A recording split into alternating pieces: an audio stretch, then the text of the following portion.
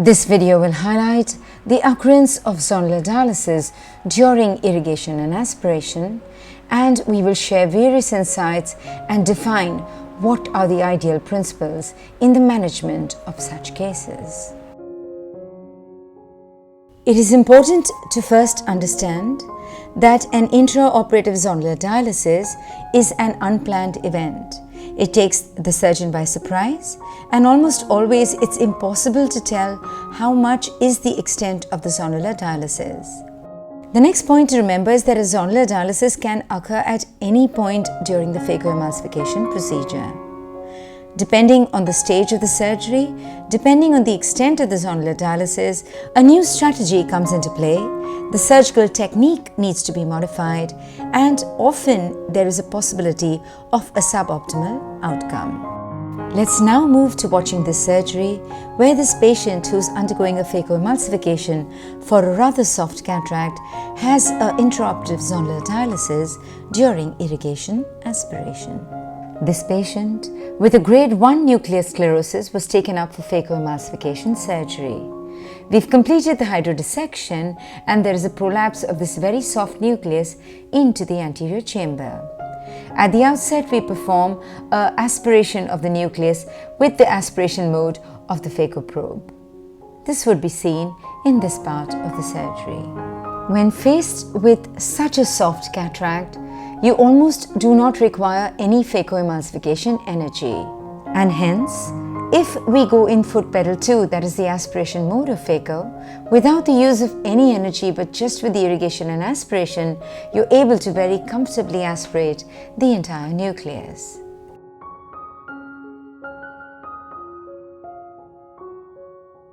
We now proceed with the irrigation aspiration. At the outset, one half of the cortex is removed.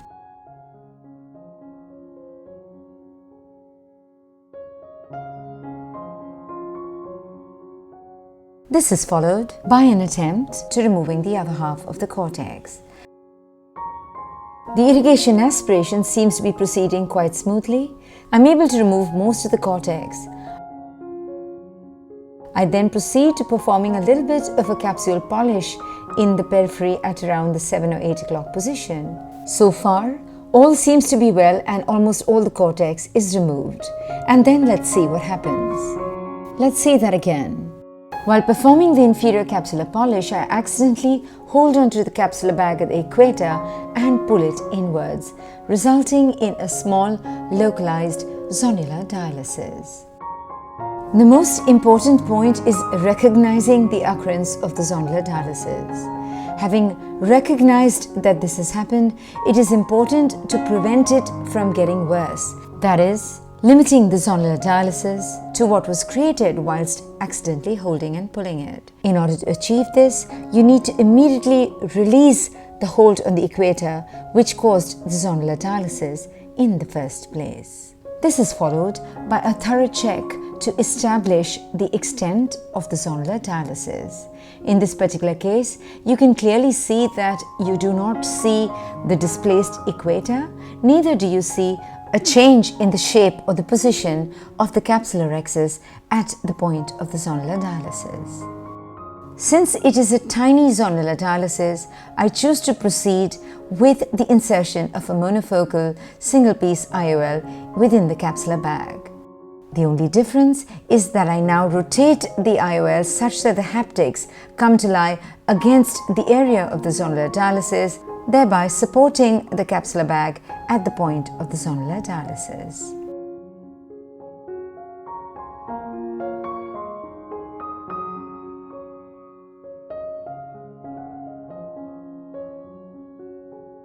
With the help of a Y-shaped hook, I now retract the iris to ensure the stability of the capsular bag. I also confirm an optimal placement of the IOL within the capsular bag. And finally, we get to the stromal hydration. It is important to ensure that we do not overhydrate the globe while performing the stromal hydration. And as you can see, we have an optimal end result. Let's now move to the second case where there is an intraoperative zonular dialysis during irrigation aspiration. This patient with a rather soft cataract underwent an uneventful nuclear emulsification. Let's see what happens during irrigation aspiration. The surgeon proceeds with the coaxial irrigation aspiration technique. The initial part of the irrigation aspiration is uneventful. However, when the surgeon starts to pull out the cortex in the subincisional area, let's see what happens. He actually pulls on the equator of the bag, resulting in a significant zonular dialysis. At this point, the surgeon holds on to the bag and the probe without withdrawing the probe. While maintaining the foot pedal in foot pedal 1, he hits the reflux button, which causes a release of the subluxated bag, after which the irrigation probe is removed. The eye is then insufflated with viscoelastic, and then the surgeon proceeds to introduce the CTR. This capsule tension ring is made of PMMA. It is an open ring device which has got blunt-tipped eyelets at either end. The diameter of the CTR is usually larger than that of the capsular bag, and when inserted within the capsular bag causes an expansion of the capsular bag and now provides equatorial stability to the capsular bag, which had gotten unstable following the zonular dialysis.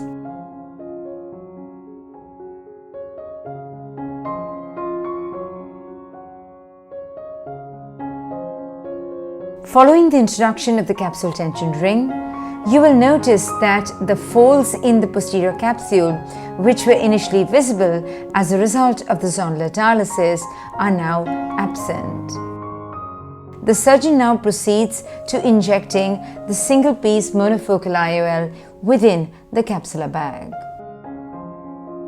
Sometimes the surgeon may choose to rotate the IOL such that the haptics of the IOL are against the subluxated area. This is with a view of providing a slightly increased stability to that weakened area of the capsular bag.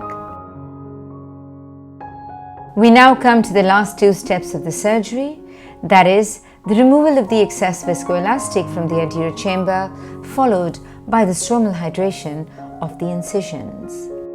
When there has been a zonular dialysis, we need to ensure that the last two steps, that is, the removal of the excess viscoelastic from the anterior chamber, followed by the stromal hydration. Please note that these eyes are slightly compromised eyes. They've had a zonular dialysis there. Therefore, both these steps need to be performed with extreme care and caution, ensuring that you do not end up rocking and moving the IOL too much during the visco wash, nor injecting with a lot of force during the stromal hydration. And this was the end result: a stable capsular bag and a well-centered IOL within it.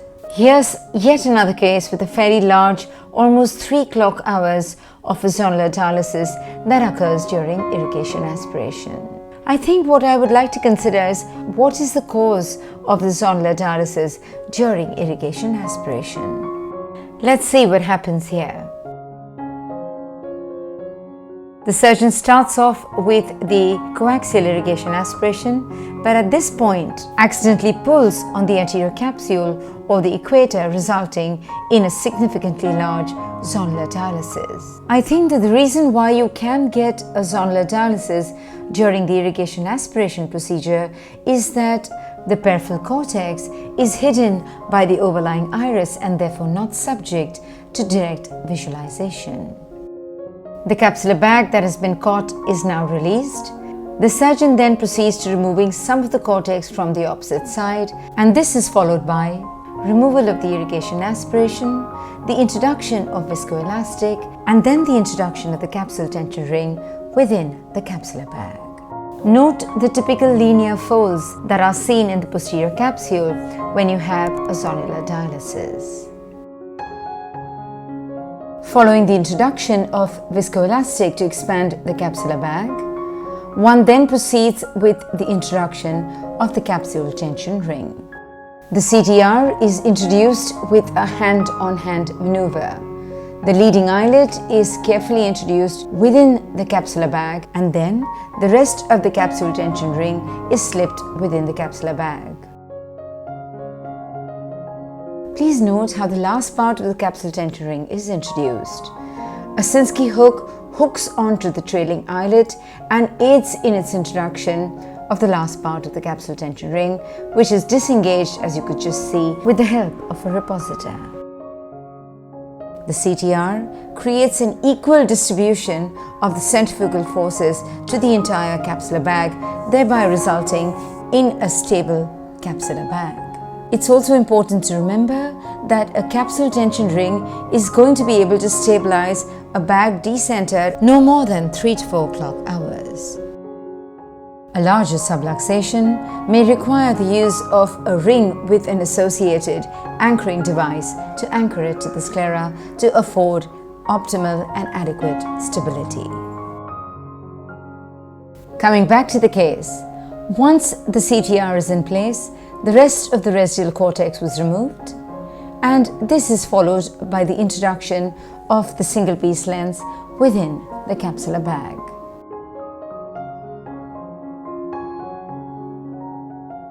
With extreme care and caution, the excess viscoelastic is removed from the anterior chamber. As mentioned earlier, avoid any vigorous manipulations of the IOL. This is followed by the careful hydration of all the incisions, and as you can see, we have a good end result. We now move to the next case, wherein again there's very large zonular dialysis during irrigation aspiration. I think the largest challenge, or rather the greatest challenge, is in figuring out which device to be used to stabilize the capsular bag. Is a CTR going to suffice, or do you need a device like a Sioni ring or a Ahmed segment to anchor the bag to the sclera? It's worthwhile remembering that in an intraoperative zonular dialysis, the rest of the capsular bag with its zonules are healthy. So you only have to deal with that limited area of a zonular dialysis that you have created. Now look at the zonular dialysis we've created here. Here we are. We proceed with the irrigation aspiration. Now see what happens when we get to the 6 o'clock position. Accidentally, the surgeon just holds onto the capsular bag and yanks it downwards. Now this, as you can see, is a fairly large subluxation. So the first thing you need to do is hit the reflux button on your foot pedal in a situation like this to release the capsular bag. The second thing of extreme importance is, as far as possible, perform a viscofluid exchange prior to removing the irrigation from the eye.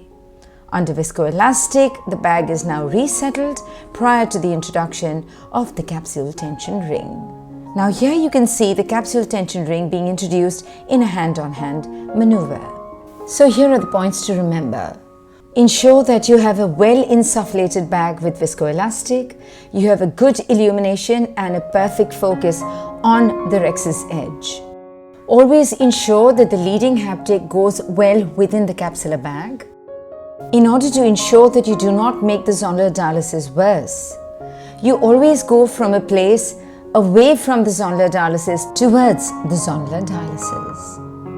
And the trailing eyelet can be introduced by hooking it onto a Sinskey hook and turning the eyelet around to get the optimal position of the CTR. The other option is holding on to the trailing eyelet with a McPherson's and flexing it within the capsular bag. Now, the way to confirm that the CTR is truly within the capsular bag is to look for the proper centration of the capsular rex's edge, because sometimes in a larger subluxation, the capsular rex's edge at the point of subluxation may get displaced inwards towards the center, as well as the absence of the folds on the posterior capsule which resulted from the zonular dialysis.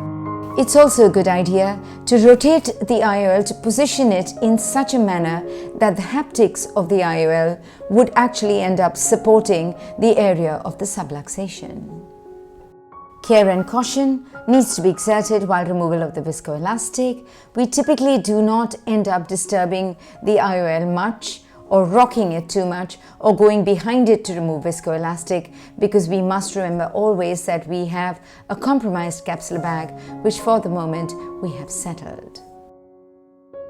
Care and caution needs to be exerted while removing the excess viscoelastic. We need to at all points remember that we are working with a capsular bag that is compromised, which has been stabilized with the use of a CTR, and keeping that in mind, we need to avoid any excessive rocking movements of the IOL as well as washing behind the IOL should be avoided. Following these principles, you will see that in this case as well, we've got an optimal end result with a stable capsular bag and a well-centered IOL. We now move to the last case of our series, wherein we describe a patient who had a zonular dialysis during a difficult epinucleus removal. Following an uneventful phacoemulsification, you can see the surgeon proceeds to removing the cortex. But actually, it's a fairly thickened epinucleus sheet. I've always believed that if you're left with a very thickened epinucleus sheet, it typically means that your hydrodissection was suboptimal. So always be mindful to perform a very good hydrodissection so that you have ease in removal of the epinucleus. Now let's see what happens in this case. The surgeon proceeds with the coaxial IA to removing this thickened epinuclear sheet.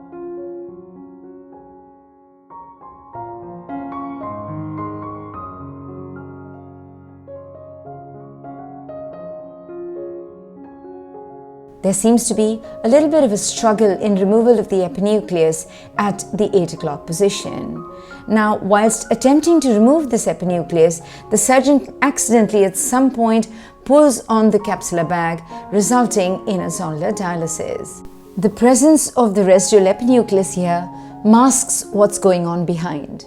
But the way in which the surgeon picks up that there is a zonular dialysis is by seeing a couple of vertical lines in the posterior capsule, which will soon be evident to you. Now, the zonular dialysis has occurred. However, the surgeon is not holding on to the capsular bag. So what the surgeon does at this point is removes the second instrument and performs a viscofluid exchange to ensure that the zonular dialysis does not further extend. Following this, the surgeon then removes the irrigation from the eye. Ensuring that the capsular bag is well insufflated with viscoelastic, the surgeon then proceeds to the introduction of the capsule tension ring with the hand-on-hand maneuver prior to the removal of the residual epinucleus and cortex. This is followed by the introduction of the capsule tension ring within the capsular bag, keeping in mind all the principles that have been discussed earlier. Do take note of how the folds in the posterior capsule, which resulted from the zonular dialysis, start to even out as the capsule tension ring is introduced into the capsular bag, creating the equatorial expansion of the bag.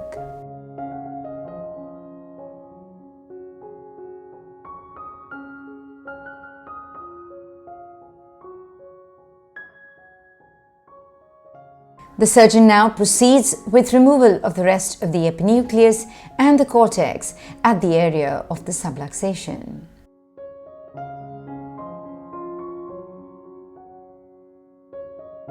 This is followed by the introduction of the IOL within the capsular bag. In this particular case, the surgeon chose to implant a 5 mm IOL, a 5 mm rigid IOL.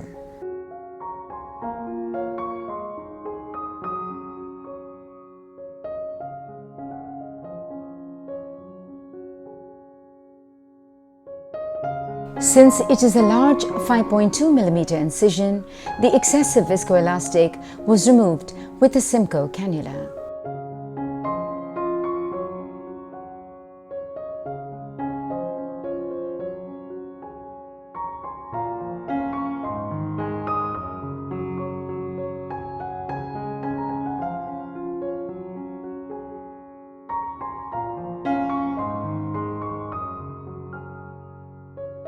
This is followed by the stromal hydration.